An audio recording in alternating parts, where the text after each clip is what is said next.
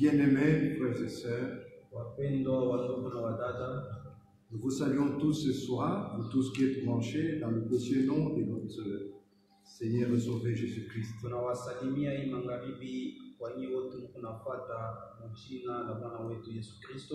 Nous vous souhaitons de tout cœur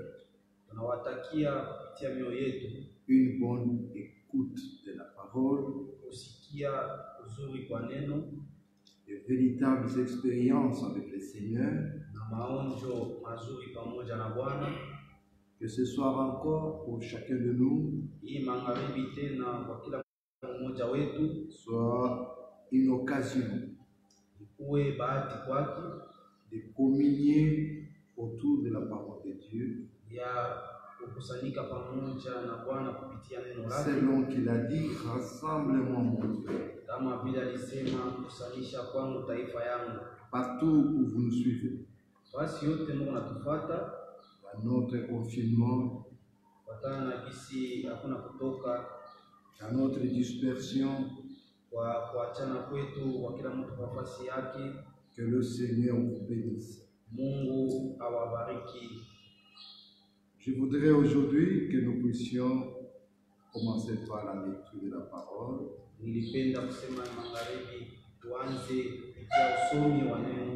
Mais avant de lire la parole, admettons ces moments entre les mains du Seigneur. Dieu bien-aimé, nous te sommes infiniment reconnaissants pour ces moments bénis que tu nous accordes de venir encore pour écouter ta sainte, pure, précieuse parole.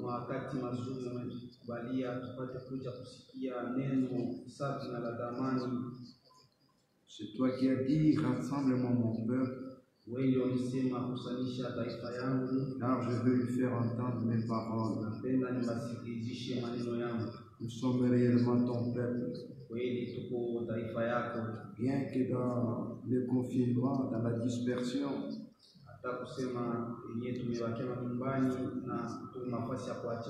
nous sommes très sûrs que nous t'appartenons. Parce que toi tu as mis ton amour au compte. Tu es monté à la croix. Tu as porté nos péchés. Et tu es mort. Tu as versé ton sang. Et c'est pour, comme résultat, nous qui étions perdus, nous qui n'avions aucun droit, mais toi tu as pris nos douleurs, nos souffrances, afin que à ta mort, que réellement un peuple qui porte ton nom soit réellement debout. Que ton nom soit loué. Bénis ces moments. Nous voulons considérer quelques écritures. Conduis-nous, Seigneur. Conduis ton serviteur. Bénis tous ceux qui sont connectés sur notre page. Ouvre notre intelligence, afin que dans ces moments où le monde tout entier est dans la douleur, que nous puissions être consolés par ta parole. Commence et termine avec nous. Au nom de notre Seigneur et Sauveur Jésus-Christ. Amen. Amen. Bien-aimés, je voudrais que nous lisions une écriture dans 2 Corinthiens chapitre 6. Wapendwa, ningependa hii magharibi tupate kweli kufungua kitabu cha Wakorintho wa pili sura 6. Je me vois pour ça revenir sur cette écriture.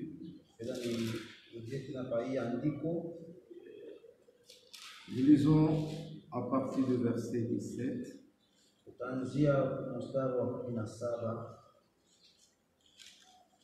2 Corinthiens 6.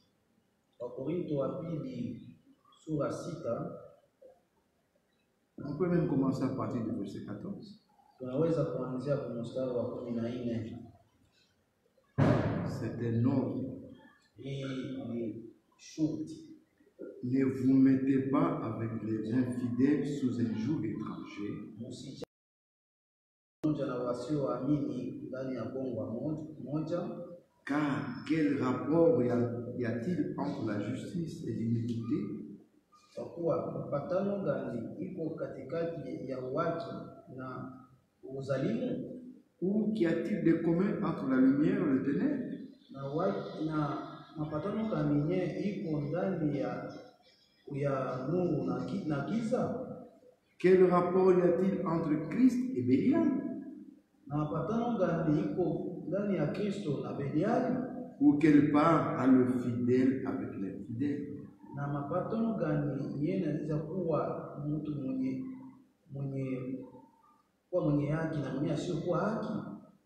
Quel rapport y a-t-il entre le temple de Dieu et les idoles? Mapatano gani iko katikati ya hekalu ya Mungu na hekalu ya sanamu? Car nous sommes le temple de Dieu vivant, kwa kuwa shie tuko hekalu ya Mungu mzima, comme Dieu l'a dit. kama vile Bwana alisema. Excusez-moi, je dis bien, car nous sommes le temple de Dieu vivant, tushie tuko hekalu ya Mungu mzima, comme Dieu l'a dit. Kama vile Mungu alisema, j'habiterai et je marcherai au milieu d'eux. Nitaikala na nitatembea katikati yenu. Je serai leur Dieu et ils seront mon peuple. Nitakuwa Mungu wenu na nyinyi mtakuwa taifa yangu. Bien-aimés, permettez que je revienne sur ça. Ndugu, mnikubalie nipate kurudia tena mahali fasi. Et je voudrais que chacun qui nous écoute puisse croire à ce qui est écrit ici. Nilipenda kwa mtu wote mwenye kutusikia apate kuamini kile kinaandikiwa hapa. Car nous sommes le temple du Dieu vivant. Tushie tuko hekalu ya Mungu mzima. Comme Dieu l'a dit. Kama vile Mungu alisema. J'habiterai et je marcherai au milieu d'eux. Nitaikala na nitatembea katikati yao. Je serai leur Dieu et ils seront mon peuple. Nitakuwa Mungu wao na watakuwa taifa yangu. Au verset 17 il dit, c'est pourquoi sortez du milieu d'eux. Kwa maana kwa mstari wa 17 inatuambia tokeni katikati yao. Et séparez-vous, dit le Seigneur. Mwachane, anasema Bwana. Ne touchez pas à ce qui est impur et je vous accueillerai. Musiguse kyote kiko kia buchafu na nitawapokea. Je serai pour vous un père et vous serez nitakuwa kwenu kama baba na nyinyi mtakuwa kwangu kama wana wa wanaume na wanawake, anasema Bwana mwenye kuwa na nguvu. Dit le Seigneur Tout-Puissant. Anasema Bwana mwenye nguvu.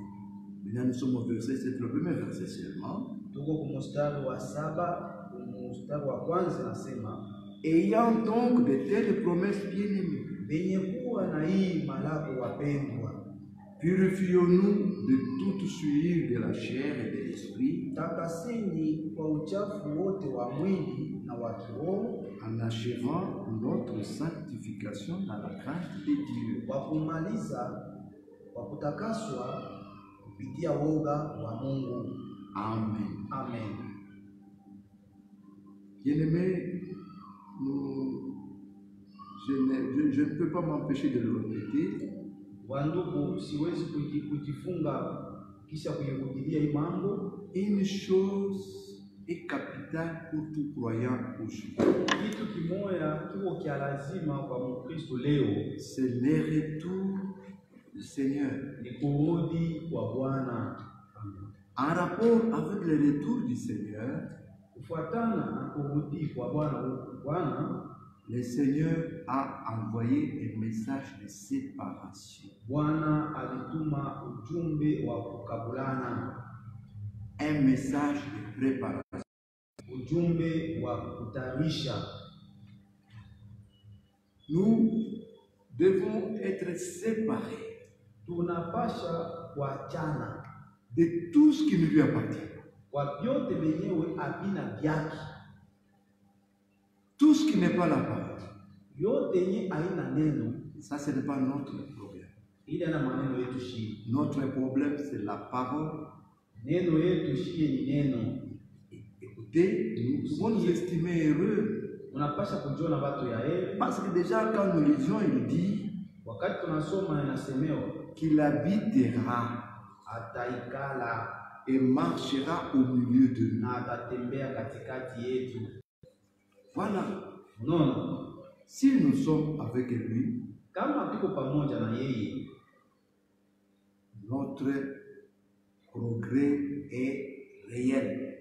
Mwenendo wetu uge kusonga kwetu kuko kwa kweli. Est-ce qu'on peut dire amen à ça? Unaweza kusema amina. Mais puisqu'il est au milieu de nous, juu eko katikati yetu, parce qu'il marche avec nous, juu eko natembea pamoja nasi. vous savez une chose, unaweza kujua kitu kimoja, il croit ce qu'il dit. Anaamini kile kenye anasema. Amen.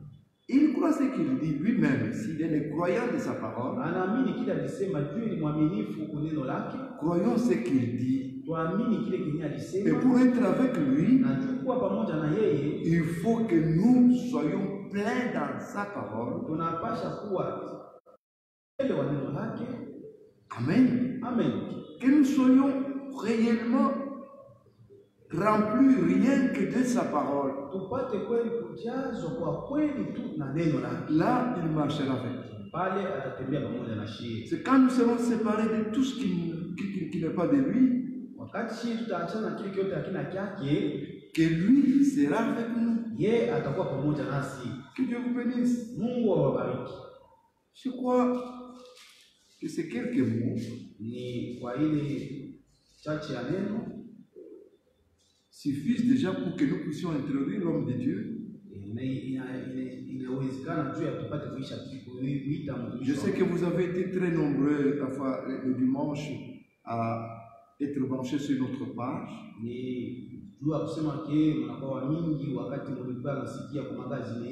Que Dieu vous bénisse tous.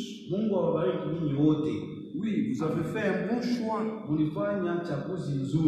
Parce que sur cette page, nous avons un principe. Sola scriptura. C'est seulement la parole qui nous intéresse. Et rien que ça. Parce que lui, il fait toutes choses par le moyen de sa parole. Que son nom soit loué. Qu'il vous bénisse d'être encore nombreux ce soir.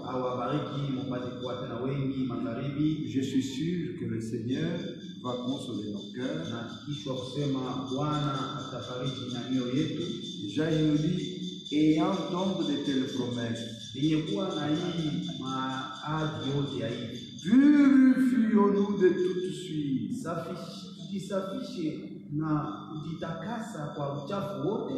En achevant notre sanctification dans la crainte de Dieu. Que Dieu vous rende tous dans ces temps dans lesquels nous vivons.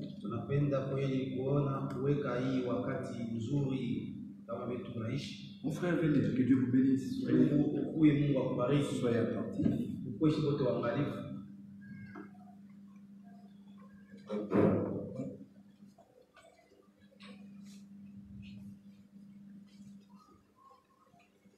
Je vous salue aussi cet après-midi au nom du Seigneur et Seigneur Jésus-Christ. La Bible dit,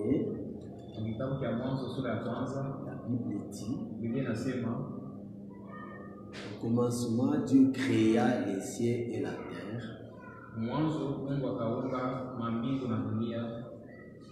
La terre était informe et vide. Il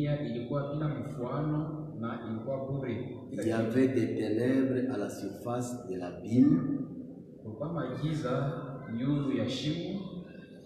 Et l'Esprit de Dieu s'est mouvait au-dessus des eaux. na roho wa Mungu akaanza kuzunguka juu ya maji.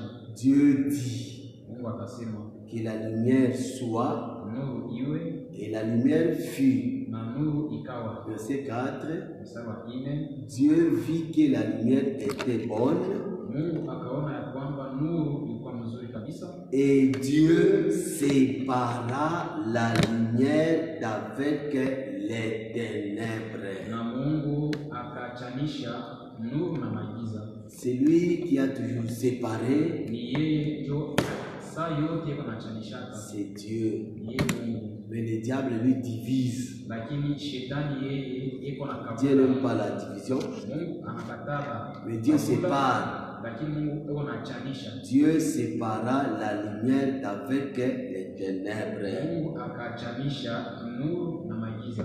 Verset 6. Mstari wa 6, Dieu dit Mungu akasema qu'il y ait une étendue entre les eaux uwe fwashi ya kikavu yenye kuachanisha na maji, et qu'elle sépare les eaux d'avec les eaux. na yachanishwe maji na maji nyingine. C'est toujours Dieu qui sépare. Ni mpaka Mungu ndiye kunachanisha, Il a séparé aliachanisha la lumière d'avec les ténèbres. nuru na giza, Il ne cessera jamais.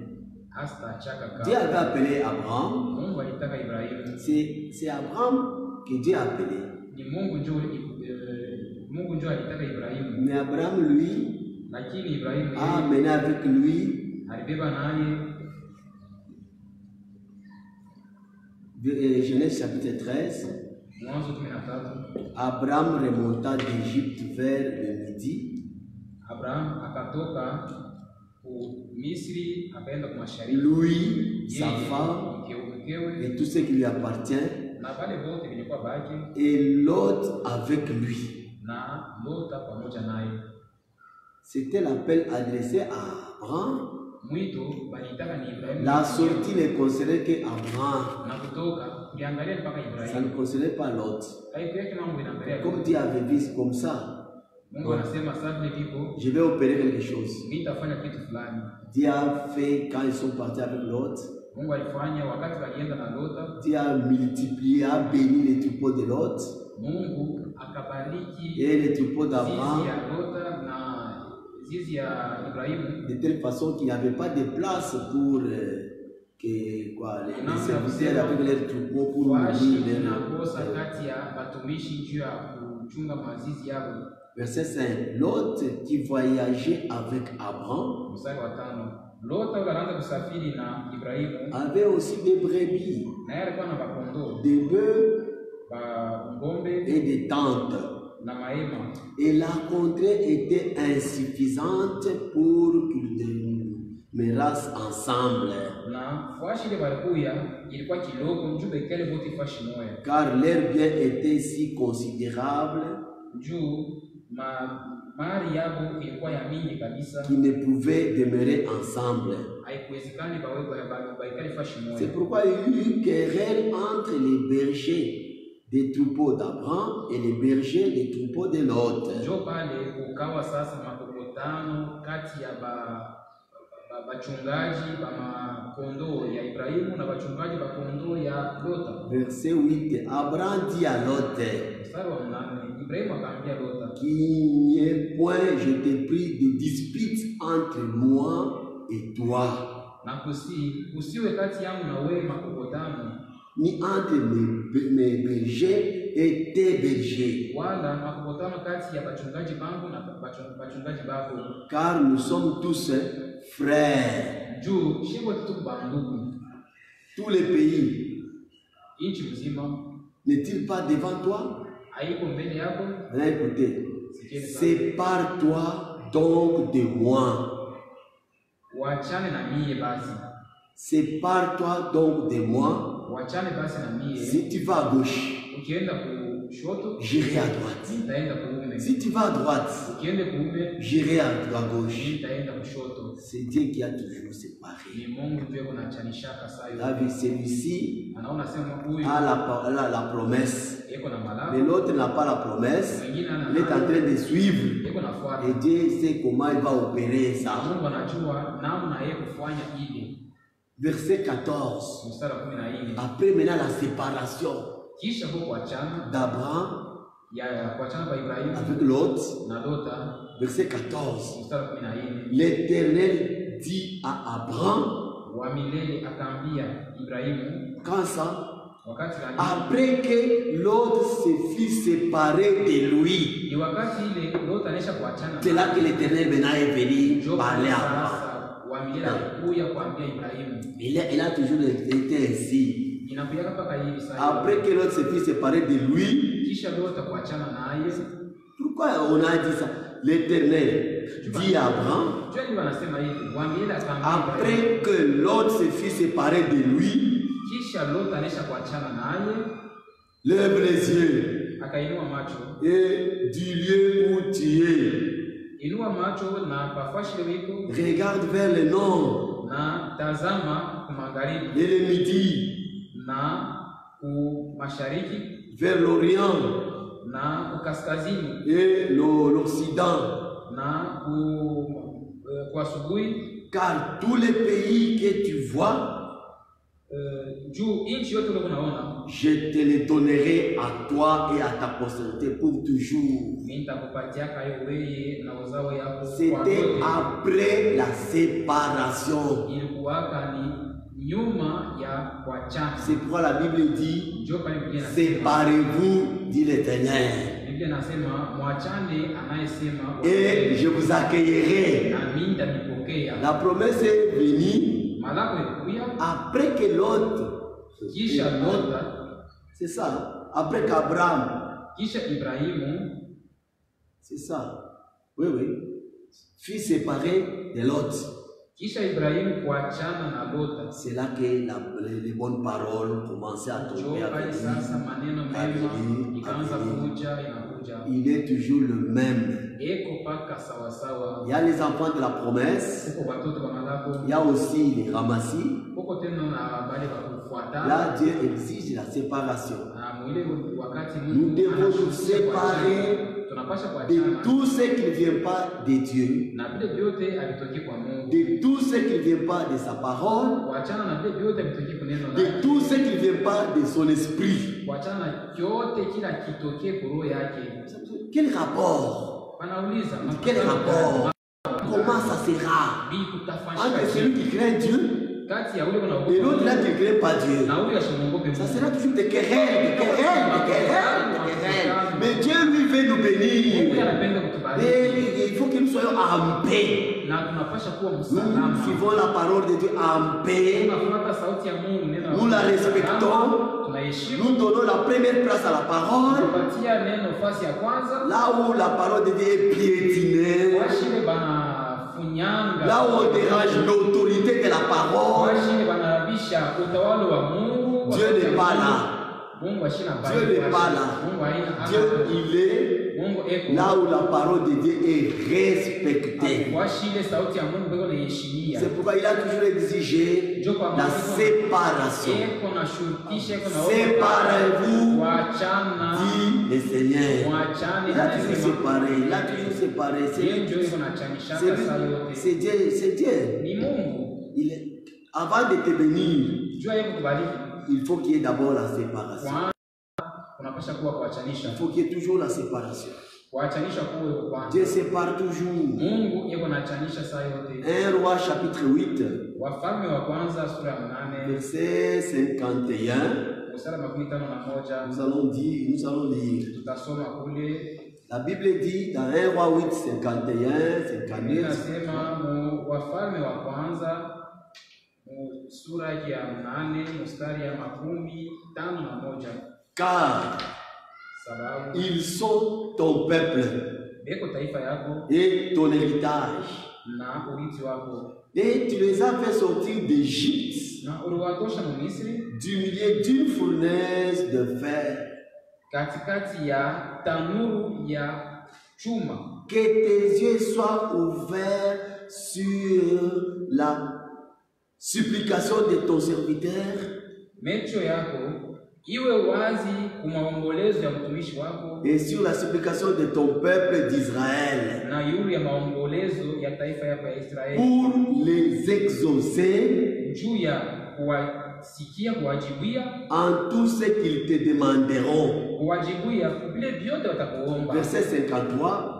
53. Car Sababu tu les as séparés. unaisha kuwachanisha, Tu les as séparés unaisha kuwachanisha de tous les autres peuples de la terre na mataifa yote ya dunia, pour en faire ton héritage. ndio kuwafanya urithi Quand Dieu wako. sépare, il a un but. Wakati Mungu unachanisha, C'est pour en faire son héritage. kuwafanya Car tu urithi les as wako, séparés sababu unawachanisha avec tous les peuples na mataifa yote pour en faire ton urithi wako, comme tu l'as déclaré par Moïse, ton mpaka vile serviteur. ulitangaza kupitia mtumishi wako Musa. Quand tu fis sortir d'Égypte nos pères, Seigneur éternel. Wakati ile ulitosha Misri baba yetu, Bwana wa milele. Quand il sépare, il a un but.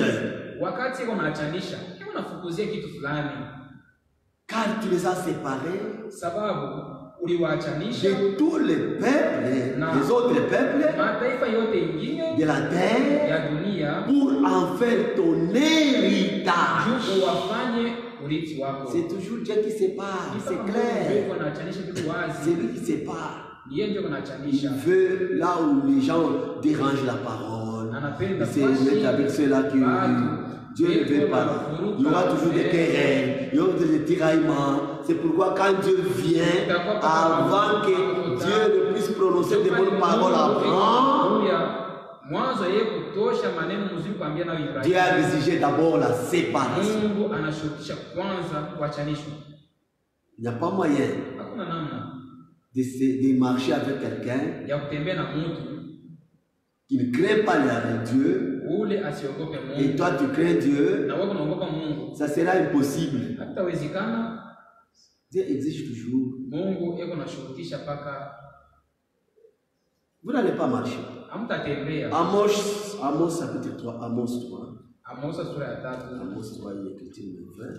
Amos sura ya 3 ni andiko linakuwa kwa ajili. Amos 3, ce sont des choses que vous connaissez très Ni vitu bien. vile mnajua mzuri. Amos sura ya 3 Amos 3, 3. mstari ya 3. La Bible dit ceci. Biblia inasema hivi: Deux hommes watu wawili marchent-ils ensemble wanaweza kutembea pamoja sans en être convenus? bila kupatana? C'est impossible de marcher ensemble Haiwezekani kutembea si pamoja vous n'êtes pas convenus. kama hamupatane. C'est impossible de marcher avec Dieu Haiwezekani kutembea na Mungu si tu n'es pas d'accord avec sa parole. kama haujapatana na neno yake.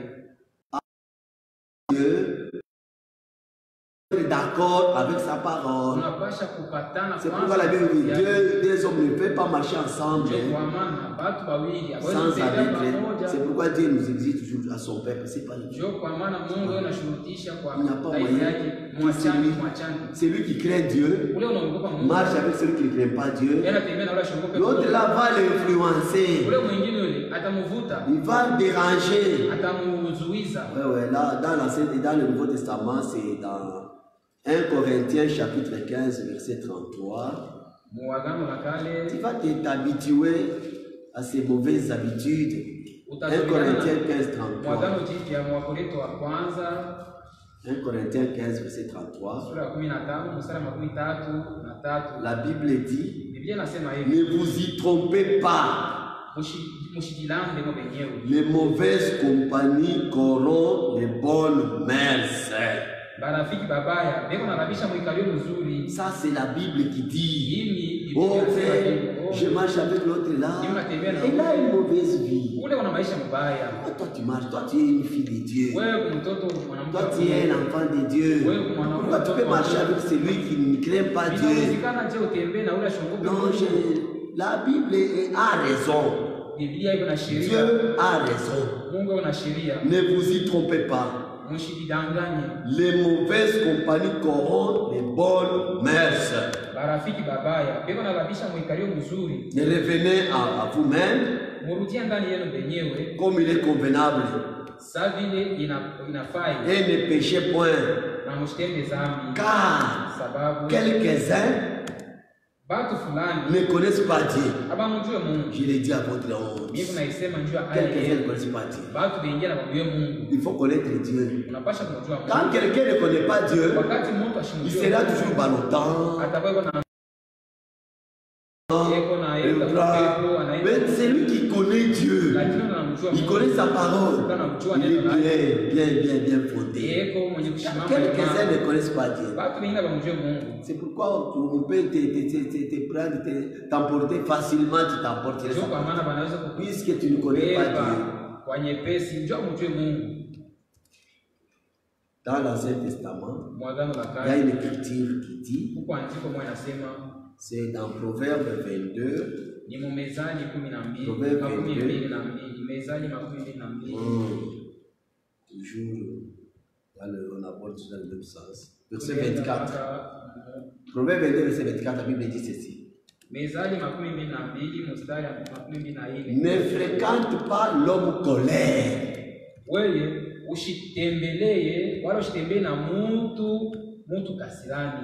Ne fréquente pas l'homme colère. Ne va pas avec l'homme violent. Ce sont les instructions que Dieu donne. Pourquoi? De peur que tu t'habitues à ces sentiers. Tu vas t'habituer à ces sentiers. Et qu'il ne devienne un piège pour ton âme. C'est pourquoi séparez-vous toujours.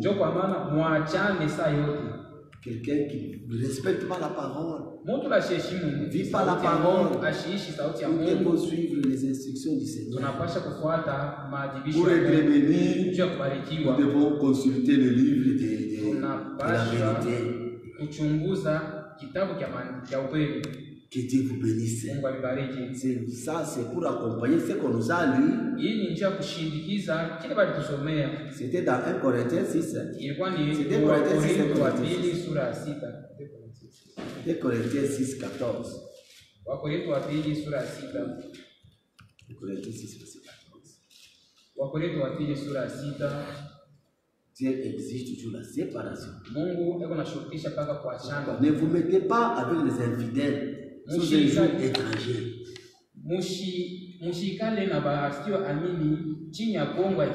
Car quel rapport y a-t-il entre la justice et l'iniquité? Qu'y a-t-il de commun entre la lumière et les ténèbres? C'est pourquoi dans Genèse, Dieu sépara la lumière d'avec les ténèbres. Il a séparé. Paul a entré là-bas, il a pris. Quel rapport? Ici, Dieu qui a créé la lumière, tout ça, il a séparé la lumière.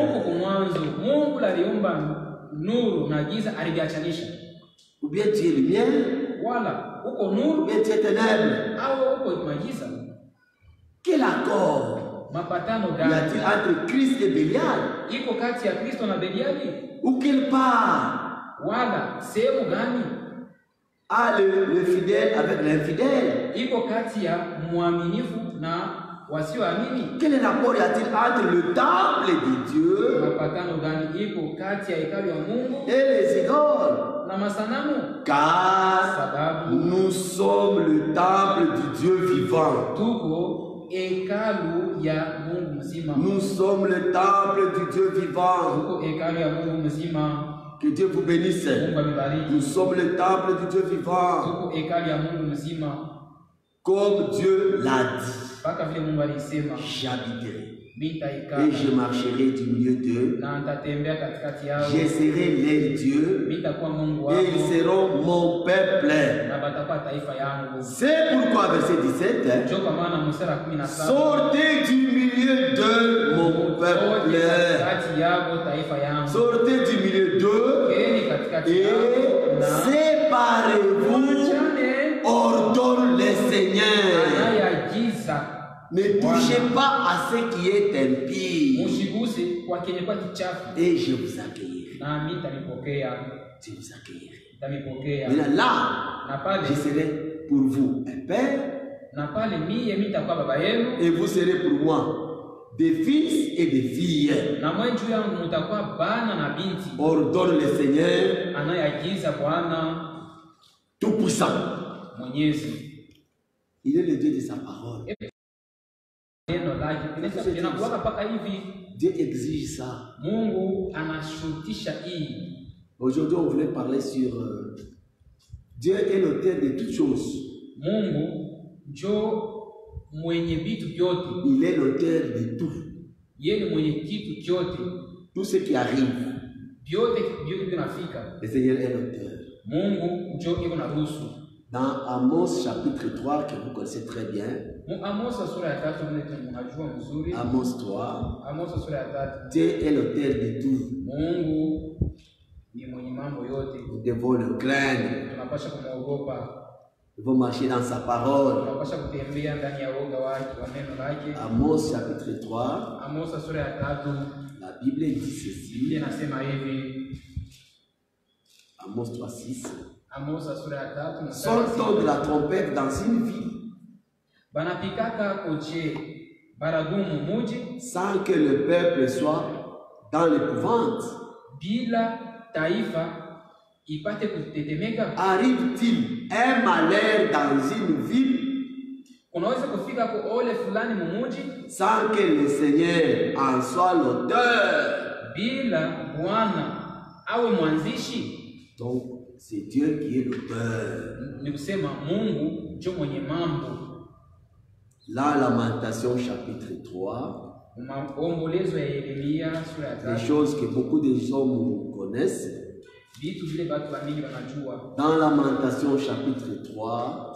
Maombolezo ya Yeremia sura ya 3. La Bible dit à partir du verset 37. Biblia inasema hivi kuanzia kwa mstari ya 3. Qui dira qu'une chose arrive? Nani yule atasema kitu kifike? Sans que le Seigneur l'ait ordonné. Kama Bwana ashikukiruhusu. N'est-ce pas de la volonté du Très-Haut que viennent le mot et le bien? Hainatokea mapenzi ya ule aliye juu kabisa, ndio kunatokea vitu vizuri. N'est-ce pas de la volonté du Très-Haut que viennent le mot et le bien?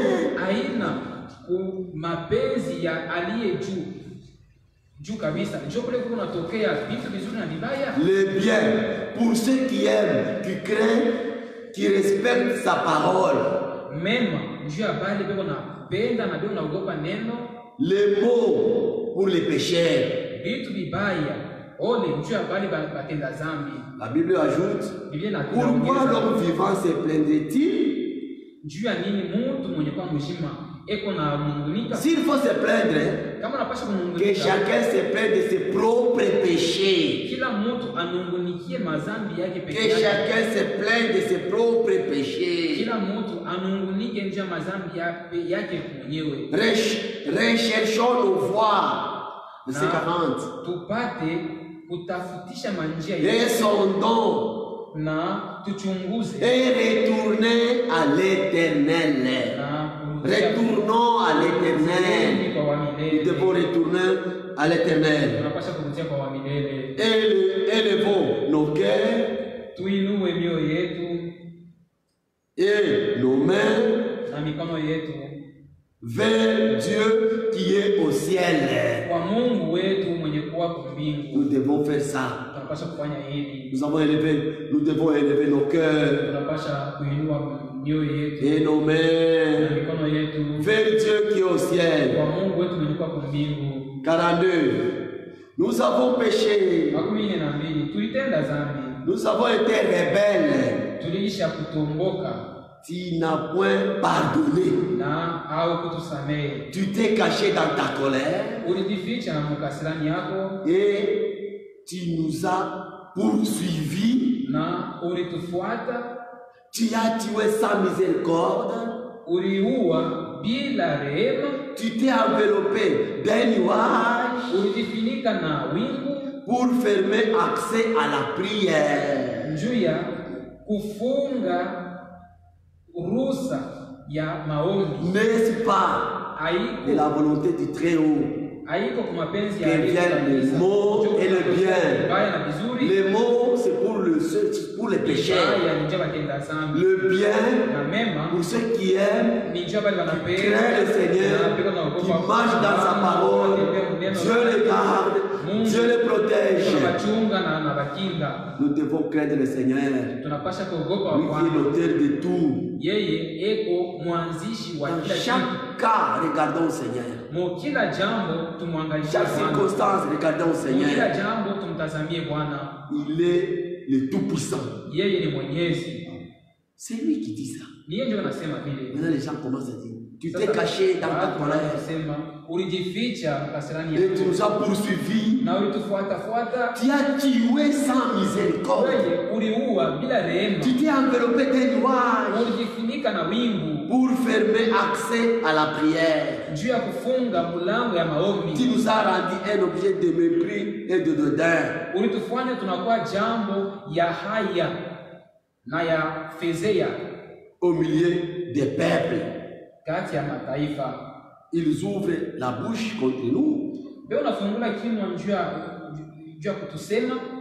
Tu vois comment Dieu Unaona, dit.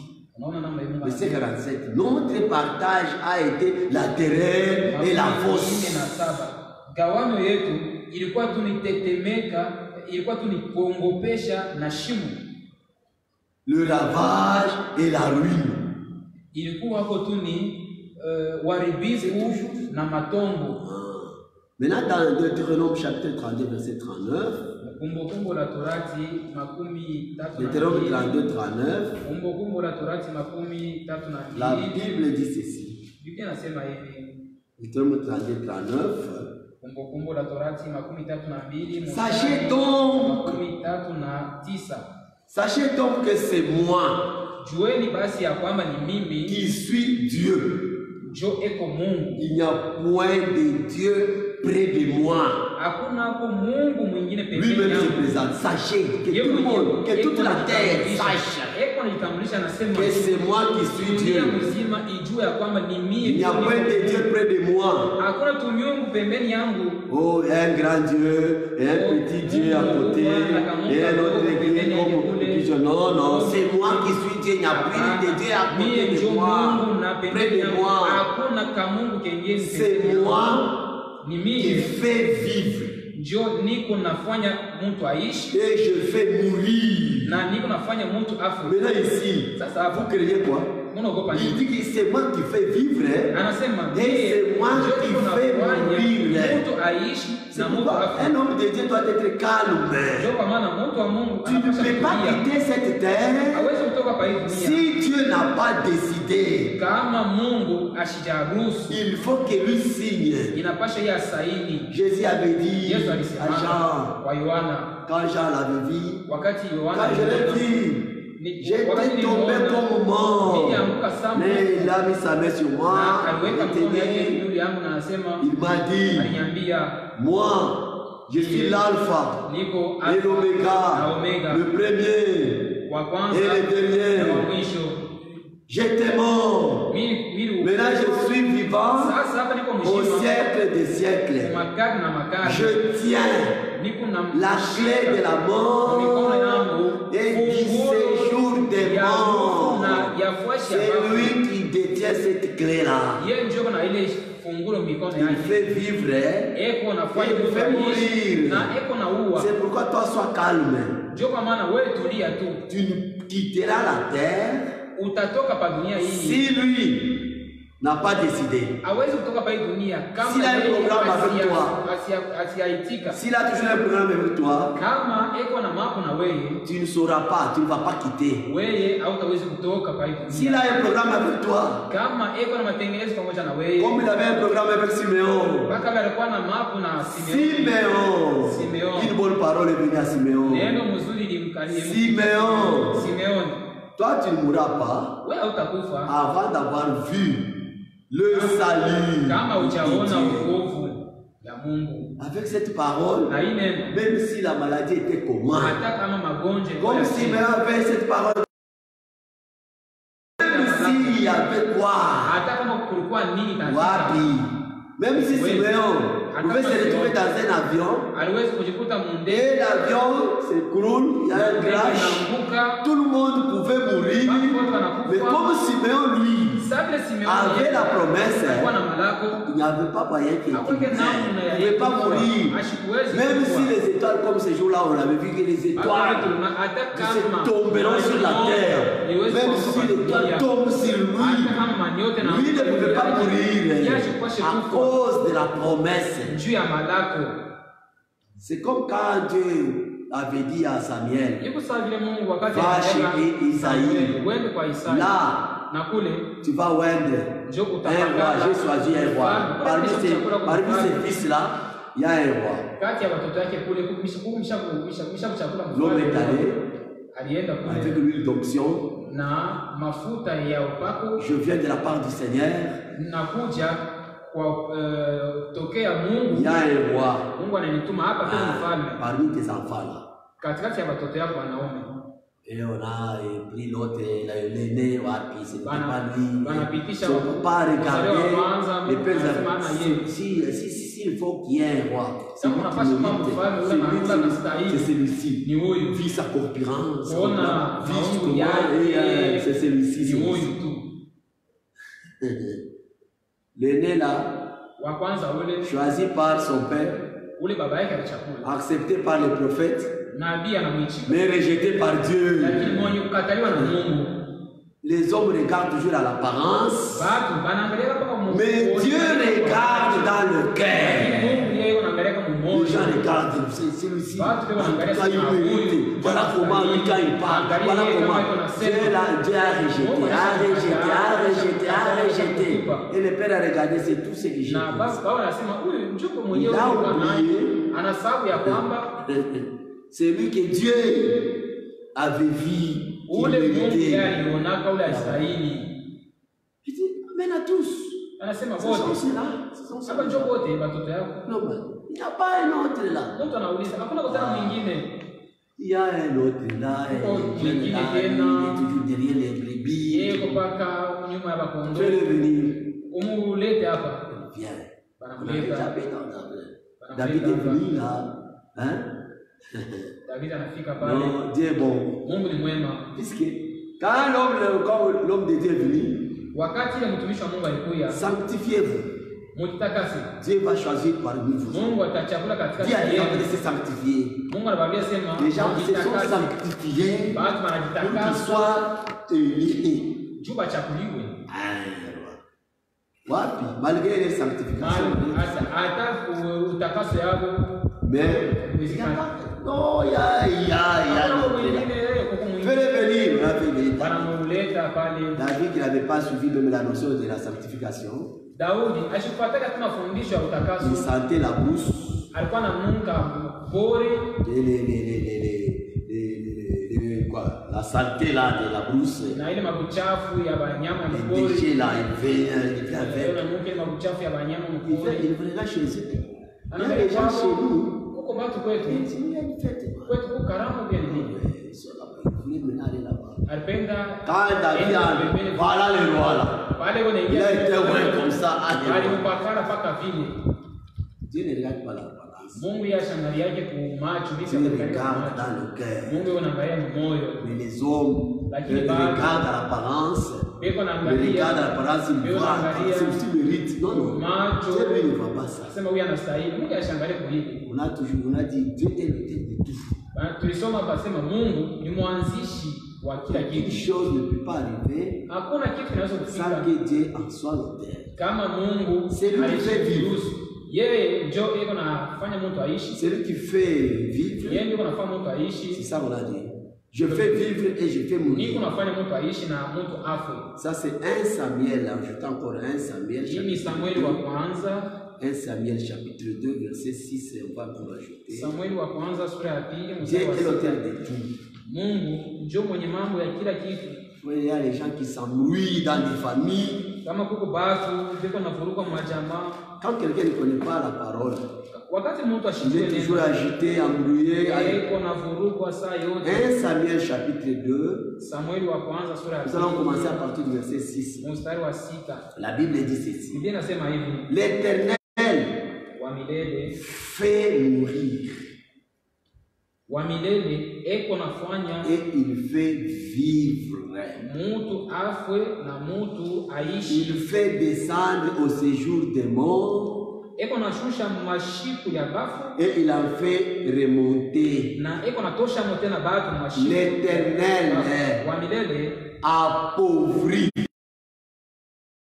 batuba mashikini et il enrichit. eko nafanya bengine bakuwa batajiri, Il abaisse eko nashusha et il élève. na eko napandisha. C'est toujours lui. Ni mpaka yeye. Oh, nous allons chasser les démons de la pauvreté. Qui a dit ça? C'est pas les pepo chrétiens. ya maskini. Nani anasema? Démons de la pauvreté. O pepo ya bumashikini. Non, non, non, non, Hapana, non, hapana. non. L'Éternel appauvrit Wa milele eko nafanya batu wakuwa et mashikini il enrichit. na eko nafanya tena bakuwa Il batajiri. abaisse Eko na shusha et il élève. na eko napandisha tena. De la poussière, Tokea mavumbi il retire le pauvre. eko natosha mashikini. Du fumier, Tokea mabuchafu mavi ya bangombe. du fumier, Tokea mavi ya bangombe il relève l'indigent eko napandisha munyonge pour le faire asseoir avec les grands. juu amwikalishe pamoja na batu bakubwa. Ici, Hapa je me souviens de la prédication là de notre bien, de frère Franck. nakumbuka mahubiri ya mpendo wetu Frank Il dit que moi, asema mie quand je vois comment le Seigneur m'a fait nikiona la grâce, ile neema Bwana moi ananifanyia j'étais, ma vie, nous, mie j'étais nilikuwa ferme maisha yangu au mpaka champ là, shamba kule. avec mon papa, le Seigneur, Na c'était baba là yangu que le tulikuwa mpaka kule Seigneur. C'est ça, kwa c'est nos vies de champ, maisha de yetu ya shamba. ferme. Mais le Seigneur m'a tiré de là. Lakini Bwana Aujourd'hui, alitosha quand je kule. regarde, j'étais avec des grandes Leo mimi personnes, nilikuwa na watu des grandes wakubwa. personnes. Donc c'est Dieu qui a fait ça. Hii ni Mungu ndiye alifanya hivi. Du fumier Tokea Le relève mabuchafu ya les gens. bangombe eko napandisha hapo pour munyonge le faire asseoir avec les grands. juu ya kumwikalisha pamoja na bakubwa. Il leur donne en partage un trône de gloire, Eko namupatia gawanyo ya kiti ya utawalo ya utukufu, car à l'Éternel juu kwa wa milele sont les colonnes de la terre. njo kuko misingi À ya dunia. l'Éternel sont les colonnes de la terre. Kwa wa milele njo kuko manguzo ya dunia. Donc cette terre ici, Ni kusema hii dunia on a bien écrit, à l'Éternel sont les colonnes de la anaandika terre. mzuri, kwa wa milele njo kuko manguzo ya dunia. Cette terre ici Hii dunia hii est suspendue dans le néant.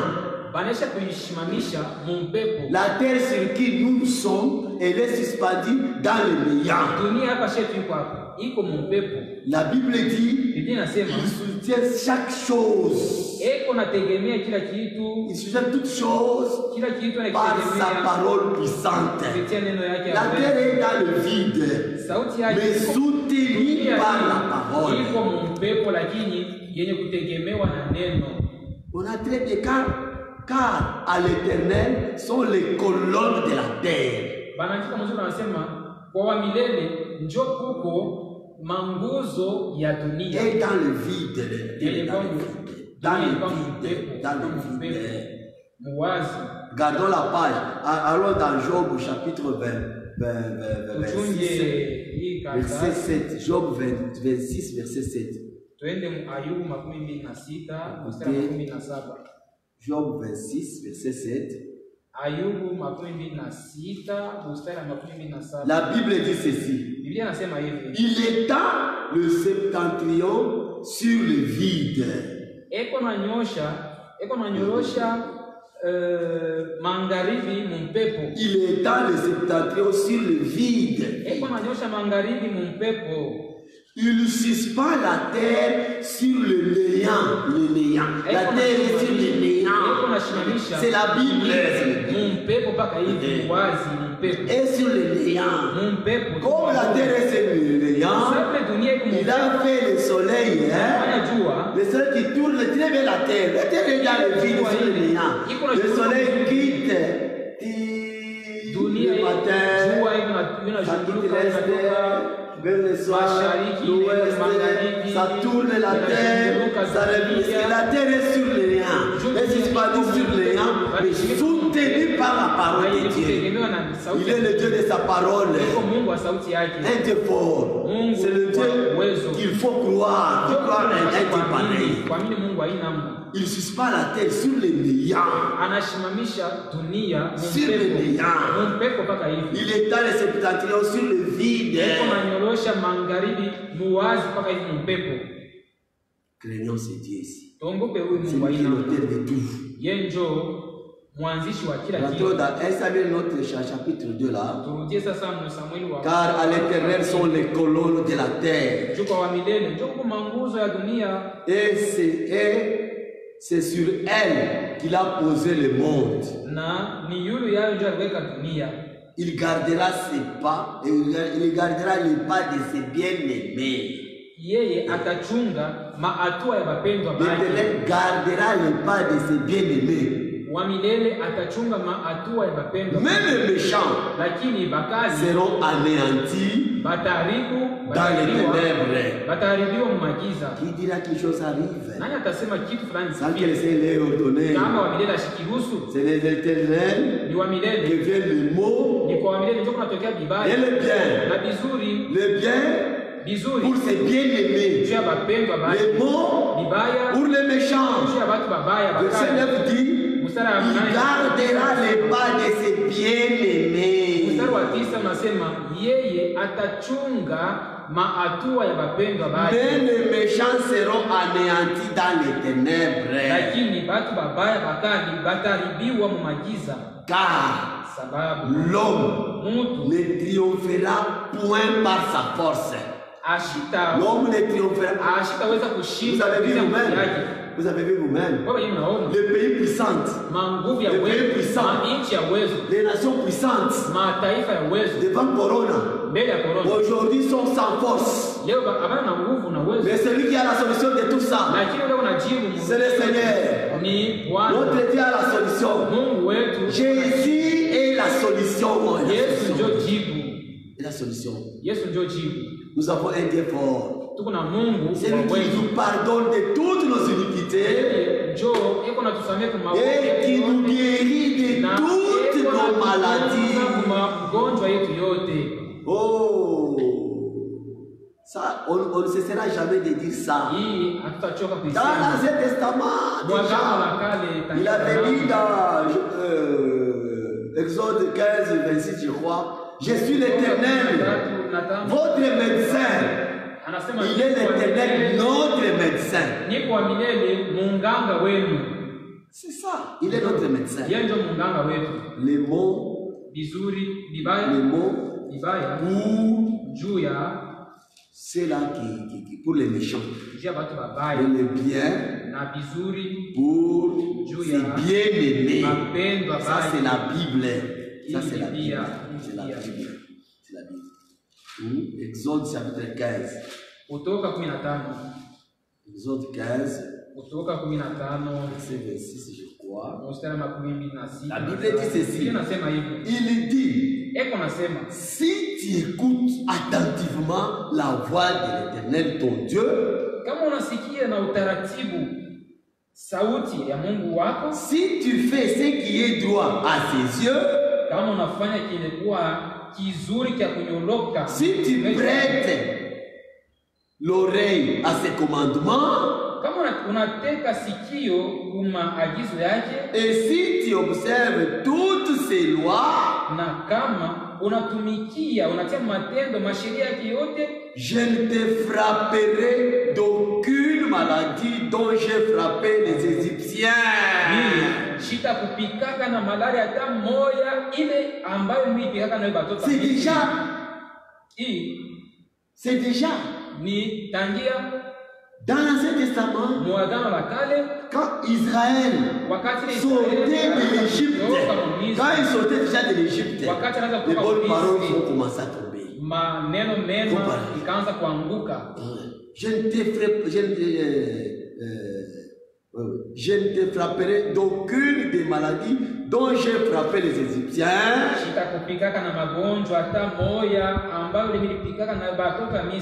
Car je suis l'Éternel qui te guérit.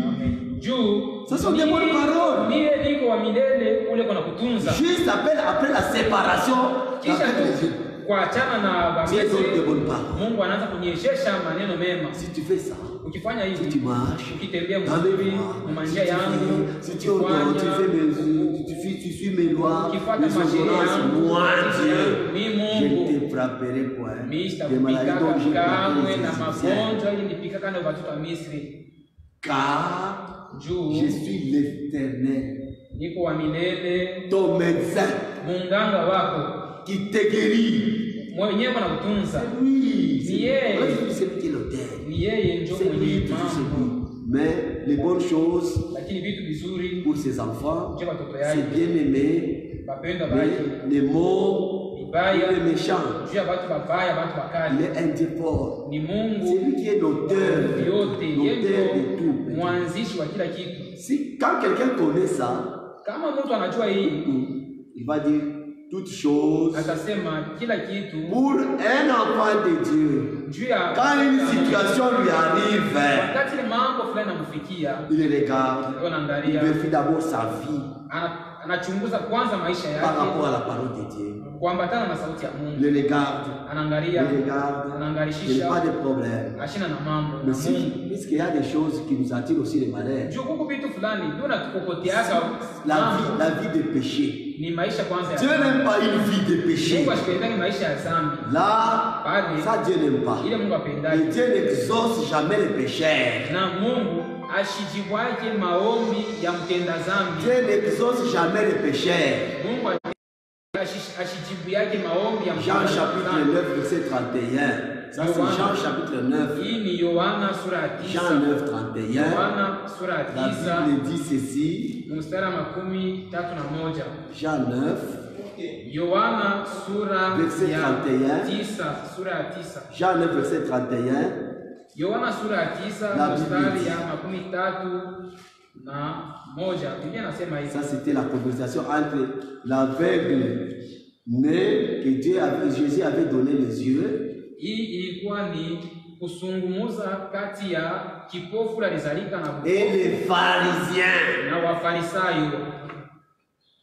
Pour les pharisiens, Jésus n'était pas le Christ. Pour les pharisiens, Jésus n'était pas le Christ. Alors commençons par le verset 22. Vous savez tout ceci. Vous savez l'histoire, c'est très bien, l'histoire est bonne.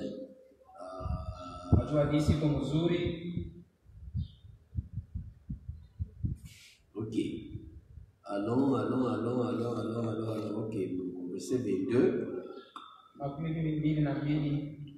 Bon, verset 18. Les Juifs ne crient point que lui était aveugle. N'ont pas cru que cet homme-là était aveugle. Et que lui recouvert la vie jusqu'à ce qu'il eusse fait venir ses parents.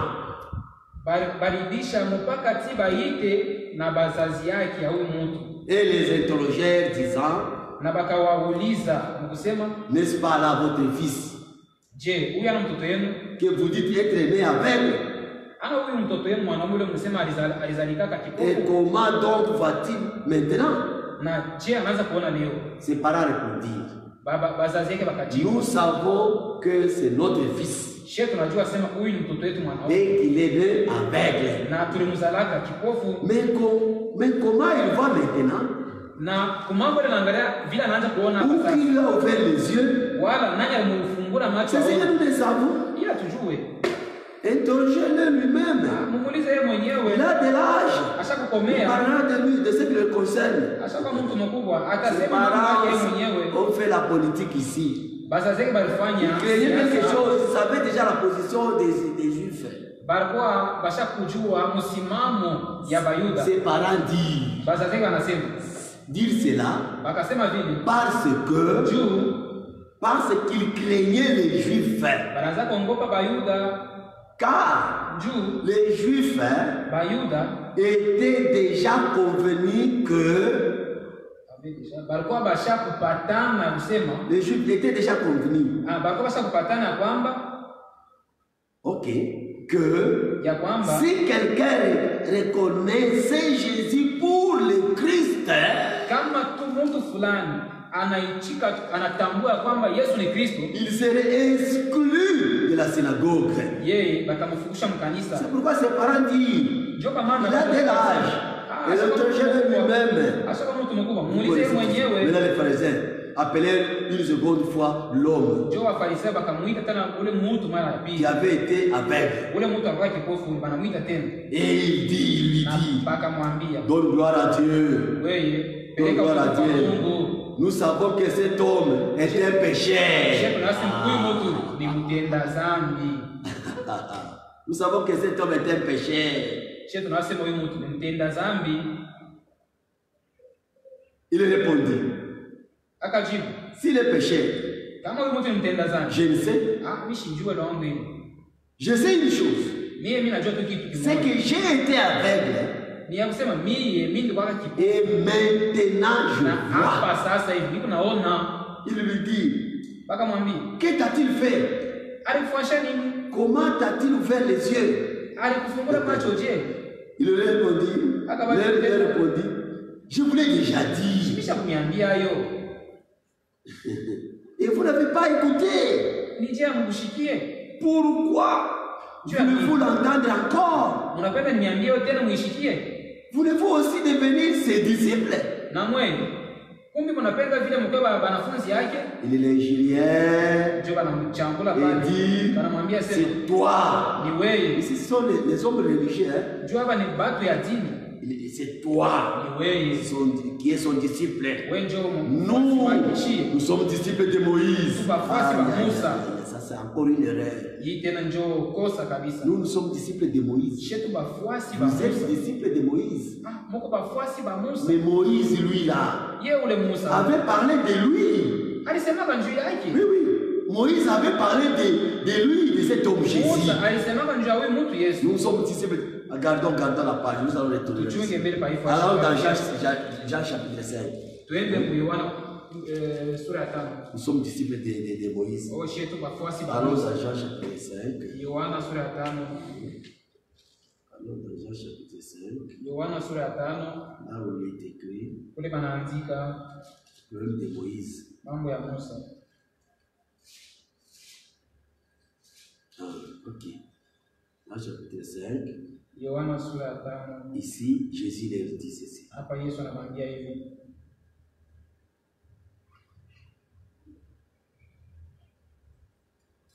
« 44 dit ceci. Makumi ine na Comment pouvez-vous croire, je mwe mnaweza kuamini? vous qui tirez votre gloire les uns des autres, Mwe bale beko na tosha beko napata utukufu pamoja kwa na et bengine qui ne cherchez point la gloire qui vient de Dieu seul? na amtafutaje utukufu ya kutokea kwa Mungu mwenyewe? Ne pensez pas que moi, Mwe mshwazia kwamba mie je vous accuserai devant le Père. mimi nitamshtaki mbele ya Baba. C'est lui qui vous accuse. C'est lui qui vous accuse. Ule wanamshtaki C'est Moïse Musa ndiye wanamshtaki en qui vous avez mis votre espérance. ndani yake kama mlitumainia. C'est Jésus qui parle aux pharisiens là. C'est moi je vous accuse, ce n'est pas ça. C'est lui qui vous accuse, c'est Moïse. En qui vous avez mis votre espérance. Car si vous croyez Moïse, vous me croiriez aussi. C'était les hommes qui attendaient le Messie. Mais quand le Messie est venu, le point est reconnu. C'est comme maintenant. Dieu peut vous envoyer son envoyé, quelqu'un à qui tu as appelé avec la parole.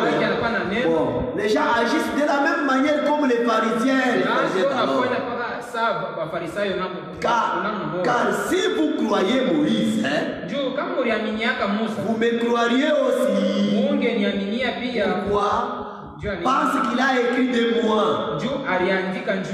Mais si vous ne croyez pas à ses écrits, comment croirez-vous à mes paroles? C'est Moïse là. Vous continuez à c'est Moïse qui vous accuse.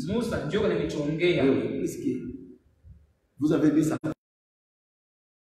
Et lui Moïse là a écrit de moi.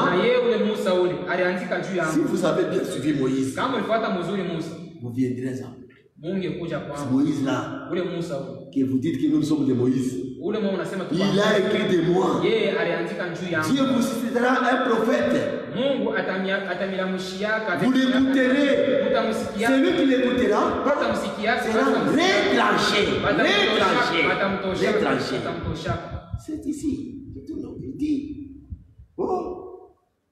Il les injuriait et dit, c'est toi qui es son disciple. Nous sommes disciples de Moïse. Nous savons que Dieu a parlé à Moïse. Mais celui-ci, c'est Jésus. Nous le savons. D'où il est. Mais là, cet homme-là répondit. Ici, un aveugle, qui n'a jamais lu les Écritures, aveugle de naissance, qui n'a jamais lu les Écritures, mais qui a la révélation, les pharisiens qui lisaient les Torah, tu as tout le temps les Torah. Oh Dieu,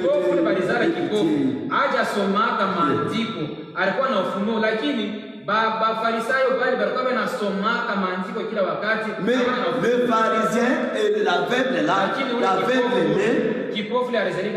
il retourne, il prend l'autre là, il les ramène aux Écritures, les pharisiens aux Écritures. Ils avaient la Bible. Ils avaient l'Ancien Testament. Mais ils n'avaient pas la révélation. Cet homme aveugle là leur répondit. Il est étonnant que vous ne sachiez d'où il est. Et cependant, il m'a ouvert les yeux. Oh, la Bible avait déjà prédit que votre cœur ne se trouble point. Dites à ceux-là qui ont le cœur troublé, prenez courage. Voici votre Dieu, il viendra lui-même et il vous sauvera. Quand il viendra, les aveugles verront. Il est en train d'accomplir Ésaïe chapitre 35. Mais vous avez Ésaïe 35. Vous avez les paroles des prophètes. Vous ne savez pas ça. Ça, c'est l'accomplissement d'Ésaïe. Votre Dieu, il viendra lui-même et il vous sauvera. Et quand il viendra, les aveugles verront. Les boiteux vont marcher. Les estropiés verront ça, tout ça, tout ça. Mais vous, il est étonnant. Je m'étonne, moi. Vous qui avez d'abord les yeux, et vous, avec vos yeux là, vous lisez bien l'Ancien Testament, vous lisez bien Moïse et tous les prophètes, mais vous n'avez pas encore compris, vous avez la révélation des choses. Regarde, un aveugle né avec la révélation des Écritures. Cet homme répondit, il est étonnant que vous sachiez d'où il est. Yeye ni wapi? Et cependant, il m'a ouvert les Na yeux. kwa kuona ni alinifungula macho nikaona. Que Dieu nous ouvre les yeux Mungu spirituels. atufungule macho ya roho. Tous les yeux du cœur. Macho ya moyo. Jean-Baptiste, Yohana Mbatizi. dans la prison, Mungu envoyé deux gens. anatuma baba Allez lui dire, allez lui demander. ya Biblia La réponse doit être aussi biblique. na jibu nayo inapaswa kuwa Biblia. Jésus ne pouvait pas répondre. Yesu asiwezi Oui, c'est moi, c'est ndio, moi. ndio, Non, ndio. non, Hapana. non. Ça, ce n'est pas une réponse biblique. ila haina jibu ya Biblia. Jésus dit, Yesu anasema restez avec moi ici. mwe ubaki pamoja na mimi. Observez-moi. Mwe Tout ce mnitazamie. que je vais accomplir, Yote mimi nitatimiza. tout ce que je vais faire, Yote mimi nitafanya. vous allez le.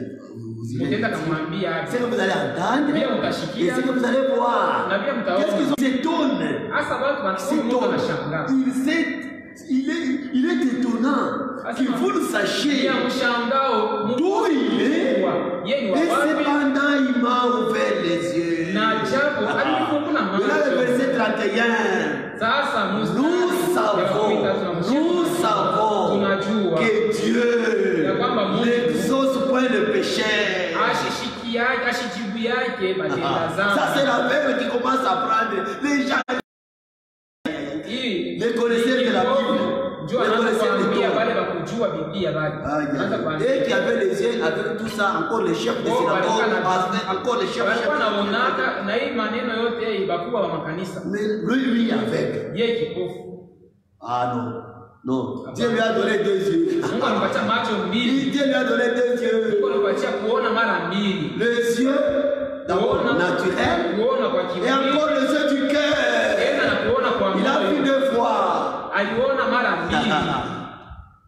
Nous savons que Dieu n'exauce point les pécheurs. Shetu tunajua kwamba Mungu ajibu yake maombi Mais ya batenda zambi. si quelqu'un l'honore Na kama mtu anamheshimu et fait sa volonté, na anafanya mapenzi c'est yake, celui-là qui l'exauce. yeye ule atamjibu Donc maombi cet yake. homme, Nikusema huyu pour mtu moi, juu ya selon la parole, kufuatana na il neno n'est pas pécheur. Ah, non, Puisque mais ça, Dieu n'exauce pas les pécheurs. juu Mungu ashijibu yake maombi ya mtenda zambi. Que Dieu soit loué. Mungu asifiwe. Mais si quelqu'un l'honore Kama mtu et fait sa volonté, anafanya mapenzi yake, c'est celui-là njoo yeye qui ule l'exauce. atajibu. Aïe, aïe, aïe, aïe, la Bible est bonne. Biblia iko mzuri kabisa. La Bible. Jamais on a entendu dire quelqu'un ait ouvert les yeux d'un aveugle nain. Jamais, jamais, jamais, jamais. C'est seulement la parole promise. Anafungula macho ya kipofu ni mpaka neno libatangazaka balilakaka Si zamani. cet homme Kama huyu mtu ne venait pas de Dieu, ashikwanza kutokea kwa Mungu, il ne pourrait rien faire. ashikuwezi kufanya Donc, kitu hata avec la kimoja. certitude, Mtu alikuwa na la hakikisho, certitude, alikuwa na hakikisho, il lui répondit, akajibu tu es né tout entier dans le péché, toi. Tu es né tout entier dans le péché. wewe wote mzima balikuzala mu mazambi Et tu nous enseignes. na unaanza kufundisha. Oui, la révélation. Ça vient de Dieu, non? Et tu nous enseignes. Njoo unaanza kutufundisha sasa. Il les chassait. Toka hapa. Il les chassait. Frère, c'est quand on va te chasser Bali batakufukusha, que le Seigneur va venir te rencontrer là. njoo pale utapatana na Bwana sasa Jésus a attendu. Il s'est rendu. Il s'est dit à la fin là. Toi, tu commences à nous enseigner, nous, toi, qui étais né aveugle. Tu commences à nous enseigner, nous, nous enseigner, nous. Toi qui es né tout entier dans le péché, tu nous enseignes, nous les chefs des synagogues, nous les chefs du peuple,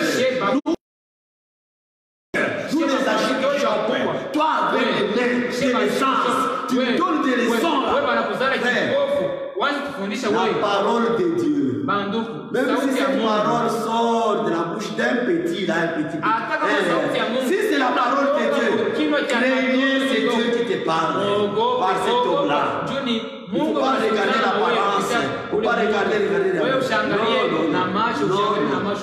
Il les chassait. C'est quand on l'a chassé. Quand on te chasse, là maintenant le Seigneur Dieu va te rencontrer, va t'accueillir. Il faut qu'on te chasse. Avec la parole que tu as là, On va te chasser. Puisqu'ils ne peuvent pas supporter la parole de Dieu. Ils ne peuvent pas les supporter. Maintenant, quand on va te chasser à cause de la parole, Dieu ne va pas te laisser. Dieu va t'accueillir. Et il les chassait. Et cet homme-là avait son épée. Un homme avait son épée. L'épée de la parole. Tu dis avec ça, il est la parole. La parole. Nous savons que Dieu n'exauce pas les péchés.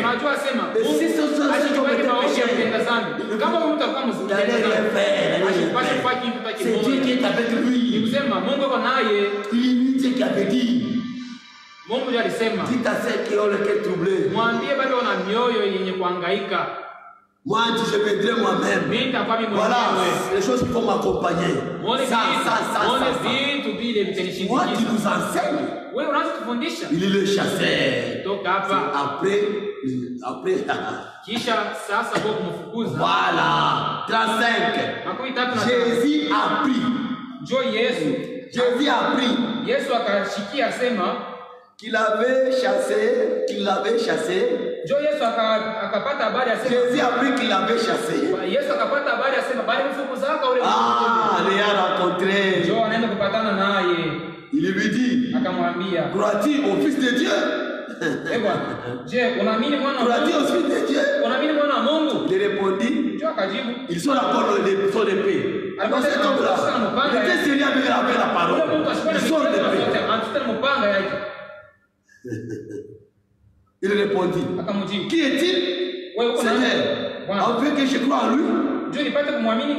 Jésus lui dit, tu l'as vu. Lui. Tu l'as vu, lui. Lui dit Jésus. Tu l'as vu, lui dit Jésus. Et c'est lui qui te parle. C'est lui là.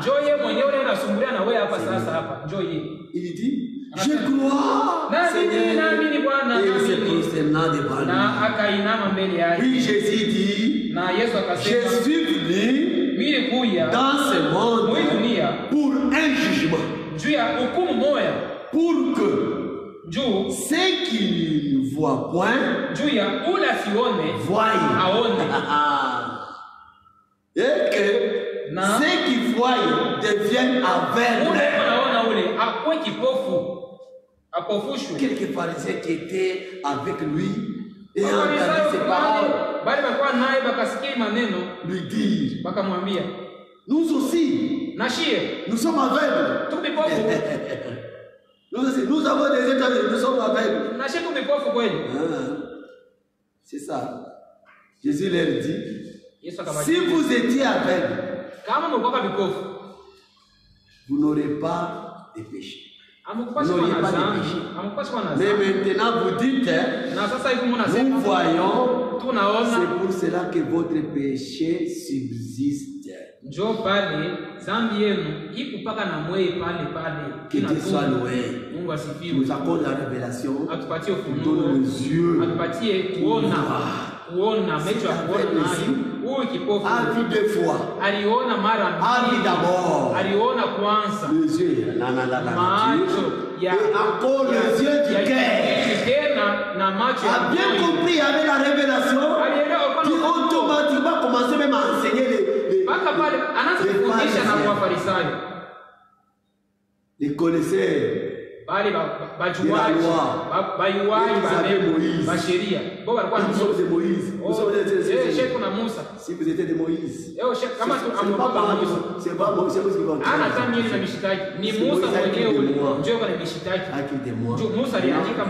vous n'avez pas. Si vous avez cru Moïse, vous devez me croire. Isaïe a écrit. C'est ce que je suis en train de faire. C'est que Jésus faisait, Jésus accomplissait tout ce qui avait été écrit de lui. C'est lui qui a trouvé grâce. Dieu va croiser son chemin avec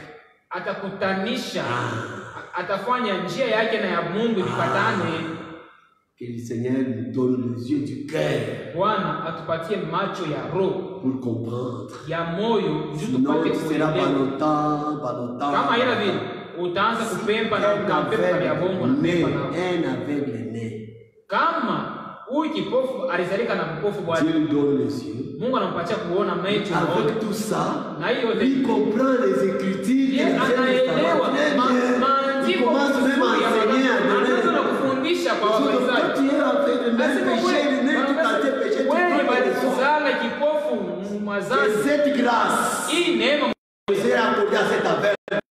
mpatia huyu Nous kipofu. sommes tous accordés. Amen. Itupewe tena. Si tu as cette grâce, Kama kuna hii neema, tu ne seras pas par le temps. hautaanza kupempa Tu ne pempa, seras pas bougé. hautaanza kuwayawaya. Même si les pharisiens venaient en grand nombre, comment? Mafarisayo banakuwa Toi, tu as la révélation, tu seras banakuwa wingi kandi. Non, on ne va pas bouger. Hautaanza kutenga. Tu les ramènes aux Écritures. Wewe utabarudisha Tu kwa les ramènes aux Écritures. utabarudisha kwa Tu les maandiko. ramènes aux Écritures. Utabarudisha kwa À maandiko. la veille, ils l'ont chassé. Mwisho yake Une sasa fois être chassé, anakukumbusha. Jésus est Kisha encore kukumbusha ndio Yesu c'est anapatana. quand on te chasse, Ni pale quand tu patakufukusha. vas se séparer de ces hommes-là, Pale utaachana na wale on watu. te chasse, Anakufukusha. lui va te rencontrer. Ndio yeye atapatana na wewe. Que Dieu soit loué. Mungu asifiwe. Que Dieu vous garde. Mungu Que amichunge. Dieu vous bénisse. Mungu Il amibariki. vous donne les yeux. Amipe Pour macho. marcher dans sa parole. Amipatie kuona Il est sauti yake. l'auteur de tout. Yeye njoo ni mwanzishi wa kila kitu. Nous devons le respecter. Tunapasha Nous kumheshimu. devons aller à lui. Tunapasha kwenda kwake. Oh, que le Seigneur vous bénisse. Bwana amibariki. J'appelle Frère Bonheur. Namwita ndugu Bonheur.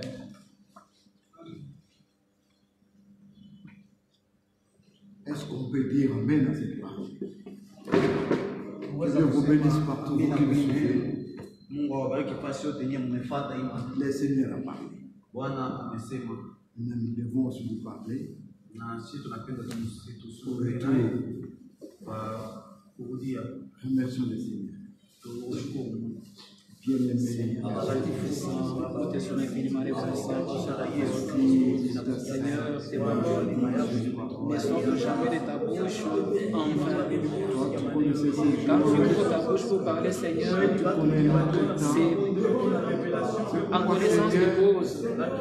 Tu construis quelque chose, Seigneur, que le but de tes paroles sorties ce soir soit atteint avec toi, Dieu puissant. Que le but de tes paroles sorties ce soir soit atteint, Seigneur, dans ma vie. Oh Dieu puissant, ramène-moi, Seigneur, je te l'ai donné. Oh Dieu puissant, tu nous demandes de nous séparer de toute incrédulité, de tout ce qui n'est pas de toi, Seigneur, de toute figure. Et tu nous accueilleras, Seigneur. Oh, tu es porte de bonté. C'est toi qui sépares. C'est toi qui as séparé la lumière des ténèbres. Oh, Dieu puissant. Et tu nous as dit, après que nous soyons séparés de tout ce qui n'est pas de toi, Seigneur, tu nous accueilles et tu nous bénis. Tu nous accordes de ta grâce, Seigneur Dieu puissant. La même grâce, oh Dieu puissant, que tu as accordée à cet aveugle né, Seigneur puissant. Que cette même grâce nous soit accordée. Oh Dieu Tout-Puissant, merci pour ta présence au milieu de nous. Sois avec chacun de nous, Seigneur, qui a écouté ces paroles dans son cœur. Grave-les, Seigneur, dans nos cœurs et que nous puissions les méditer jour et nuit. Accorde-nous de nous préparer au Tout-Puissant au retour de ton Fils bien-aimé Jésus-Christ. Nous nous abandonnons à toi, Seigneur. Affranchis-nous, Seigneur. Vraiment, nous serons affranchis. Merci pour tes bienfaits. Honneur et louange se viennent à jamais. Dans le précieux nom de Jésus. Et pour sa gloire. que nous puissions te voir. Gloire à toi. À le précieux nom de ton Fils bien-aimé Jésus-Christ. Amen. Bien-aimés, nous sommes arrivés à la fin de ce